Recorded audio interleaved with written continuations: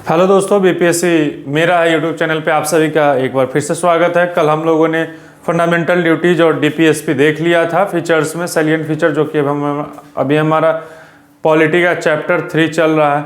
अब उसमें हम लोग अंतिम पड़ाव पे हैं, जो हमारा कुछ फीचर्स बचा है उसको डिस्कस करते हैं, जो क्या क्या फीचर्स है। तो हमारा अगला फीचर जो है सेकुलर स्टेट।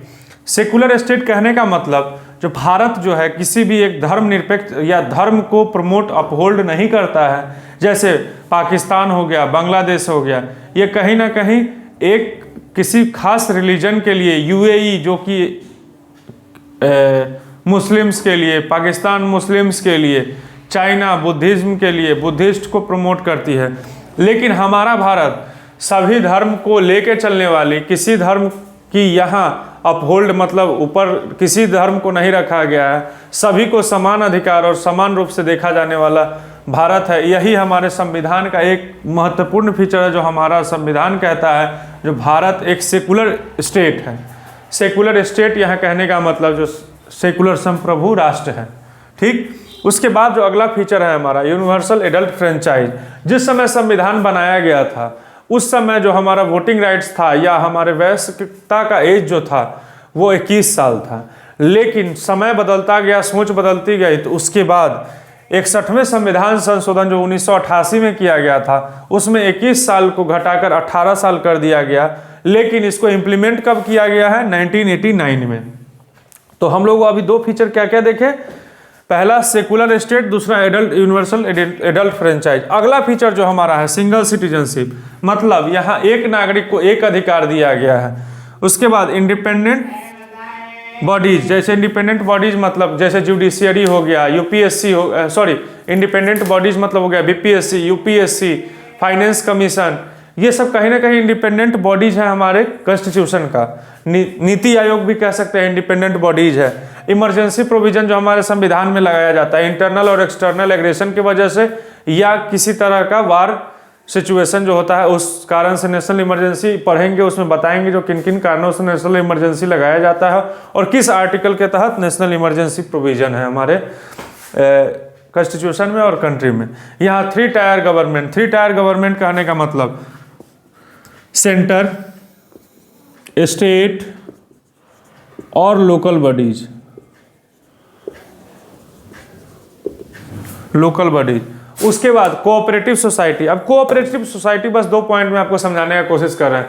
कोऑपरेटिव सोसाइटी, अब क्या हुआ, बहुत सारे सर्वेज के बाद देखा गया जो LIC जो है सिर्फ जीवन बीमा में उस तरह से काम नहीं कर पा रही है और लोगों का एनरिचमेंट और बैंकिंग लेवल पे नहीं हो रहा है। तो तरह तरह का कोऑपरेटिव सोसाइटी छोटे स्तर पर बना के लोगों को अपलिफ्ट करने के लिए कोऑपरेटिव सोसाइटी, इसको बाद में संविधान में ऐड किया गया है, इसको भी पढ़ाएंगे। एक सेपरेट टॉपिक ये होगा हमारा कोऑपरेटिव सोसाइटीज, इसीलिए इसको यहाँ पर नहीं डिस्कस किए हैं। बस इतना समझ लीजिए कोऑपरेटिव सोसाइटीज बाद में बनाया गया क्योंकि बैंकिंग का फेल्योर, जो बैंकिंग उस समय उस तरह से लोगों तक नहीं पहुँच पा रही थी इजिली, तो कोऑपरेटिव सोसाइटी बनाया गया। जो छोटे छोटे सोसाइटीज बनेंगे जो पब्लिक को अपलिफ्ट करेंगे इकोनॉमिकली और सोशली, इसी वजह से कोऑपरेटिव सोसाइटीज बनाया गया।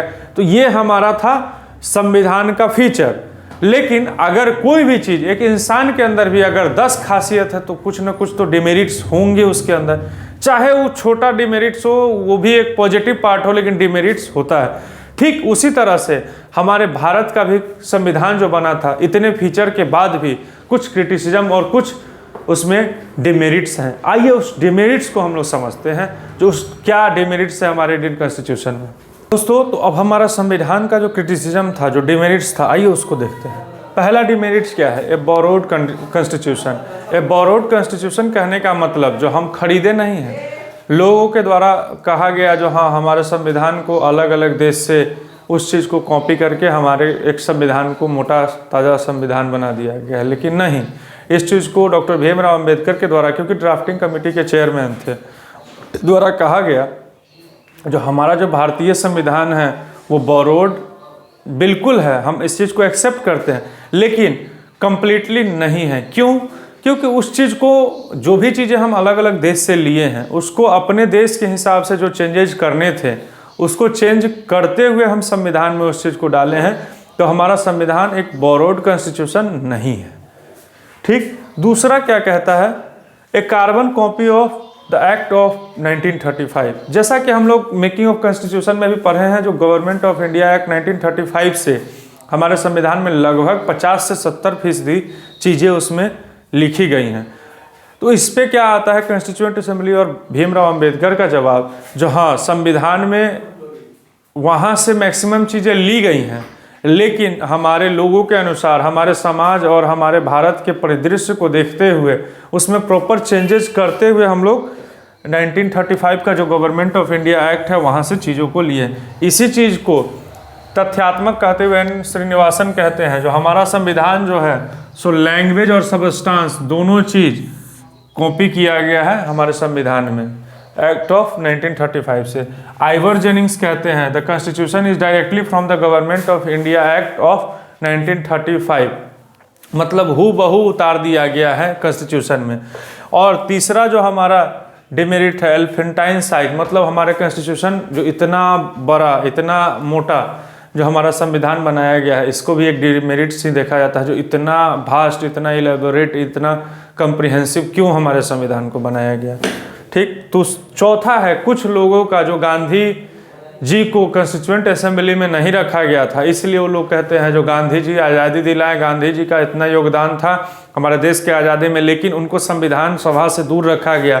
कहीं ना कहीं अन गांधी कॉन्स्टिट्यूशन बनाना था, इस वजह से अन गांधीयन कॉन्स्टिट्यूशन बनाना था, इस वजह से लोगों ने गांधी जी को कॉन्स्टिट्यूएंट असेंबली से अलग रखा। तो ये था हमारा क्रिटिसिज्म ऑफ कॉन्स्टिट्यूशन। अब आगे जो हम लोग पढ़ेंगे, जो आज यहीं समाप्त होता है हमारा तीसरा चैप्टर, जो कि है मेकिंग ऑफ कॉन्स्टिट्यूशन। अगला चैप्टर जो हमारा चैप्टर 4 होगा, जो कि 7th एडिशन में चैप्टर 3 नया ऐड किया गया है, कंसेप्ट ऑफ कॉन्स्टिट्यूशन। तो कंसेप्ट ऑफ कॉन्स्टिट्यूशन को हम लोग पढ़ेंगे, मतलब एक बार फिर से आपको कॉन्स्टिट्यूशनलिज्म और कॉन्स्टिट्यूशन क्या है इसको समझने का अवसर मिलेगा, और कहाँ से क्या चीज़ें आई हैं बड़ी अच्छे तरीके से इस चैप्टर को इंक्लूड किया है 7th एडिशन में, और मज़ा आएगा पढ़ने में। उम्मीद करते हैं जो अभी तक हम लोगों ने 3 चैप्टर देखा है, उस 3 चैप्टर को आप लोगों ने भी कंप्लीट कर लिया होगा, और 2 चैप्टर का प्रैक्टिस सेट आपके पास आ गया है। तो उस प्रैक्टिस सेट को कंप्लीट कीजिए और प्रैक्टिस कीजिए, और जितना ज़्यादा से ज़्यादा हो सकता है चैप्टर रिलेटेड क्वेश्चन अभी लगाइए, और देखिए कितना सही और कितना इस बोर्ड से हो के गुजरा है। मैं दावे के साथ कह सकता हूँ जो 99% जो सवाल है बीपीएससी में पूछा जाने वाला, जो इंडियन पॉलिटी का होगा, जो अभी चैप्टर 3 हमारा कंप्लीट हो गया है, इस बोर्ड से बाहर क्वेश्चन नहीं होगा। ये 2 और भी नाम है, लेकिन ये 2 नाम मोस्ट इम्पॉर्टेंट है, इसीलिए मैंने बोर्ड पे लिखवाया। बहुत सारे टीचर और भी नाम लिखवा देंगे, कहिएगा तो आपको भी 10 नाम लिखवा देंगे, जो आपकी एग्जामिनेशन पॉइंट ऑफ व्यू से कहीं से भी इम्पोर्टेंट नहीं होगा। तो उन चीज़ों पर नहीं जाइए, फैक्चुअल डाटा बहुत मिल जाएंगे, समझते हुए पढ़िए, और मिलते हैं अगले वीडियो में। तब तक के लिए धन्यवाद। चैप्टर 2 तक का प्रैक्टिस कर लीजिएगा, मिलते हैं अगले क्लास में।